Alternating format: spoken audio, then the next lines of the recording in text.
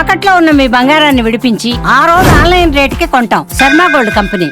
దేశవ్యాప్తంగా petrol diesel ధరలు పెరిగాయంటూ నెలకొన్న గందరగోళంపై కేంద్ర ప్రభుత్వం క్లారిటీనిచ్చింది. పెరిగిన ధరల ప్రభావం ప్రజలపై ఏమాత్రం ఉండబోదని స్పష్టం చేసింది. ఎక్సైజ్ సుంకాన్ని ఆయిల్ కంపెనీలే భరిస్తాయని పేర్కొంది. ప్రస్తుతం పెట్రోల్ డీజిల్ ధరలో ఎలాంటి మార్పు లేదని కూడా వెల్లడించింది. వాహనదారులు ప్రజలు అవాస్తవాలు నమ్మి గందరగోళానికి గురికావద్దని సూచనలు చేసింది. తాజాగా లీటర్ పెట్రోల్ డీజిల్ పై ఎక్సైజ్ డ్యూటీని ₹2 పెంచుతూ కేంద్రం ఉత్తర్వులు జారీ చేసిన విషయం తెలిసిందే.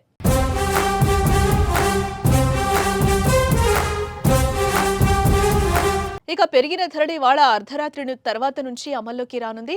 కాగా ప్రస్తుతం హైదరాబాద్ నగరంలో లీటర్ పెట్రోల్ ధర ₹107.46 పలుకుతోంది. ఇదే సమయంలో డీజిల్ లీటర్కు ₹95.70 వద్ద ఉంది. అయితే పెంచిన ధరల కారణంగా వీటిలో మార్పు వస్తుందని వాహనదారులు భయాందోళన వ్యక్తం చేస్తున్న నేపథ్యంలో పెంచిన రేట్లో వాహనదారులపై ప్రభావం ఉండదంటూ క్లారిటీనిచ్చింది కేంద్ర సర్కార్.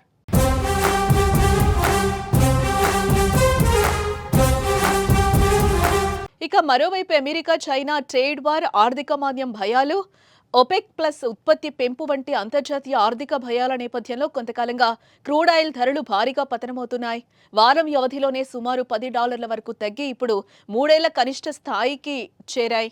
డొనాల్డ్ ట్రంప్ నేతృత్వంలోని అమెరికా ప్రభుత్వం పరస్పర సుంకాల కారణంగా అంతర్జాతీయ ముడి చమురు ధరలు తగ్గుముఖం పట్టాయి. ఈ తరుణంలోనే ఎక్సైజ్ సుంకం పెంపు చోటు చేసుకోవడం గమనార్హం. అంతర్జాతీయంగా చమురు ధరలు తగ్గినందున ఈ అదనపు భారాన్ని చమురు సంస్థలు సర్దుబాటు చేసుకుంటాయని కేంద్రం ప్రకటన చేసింది.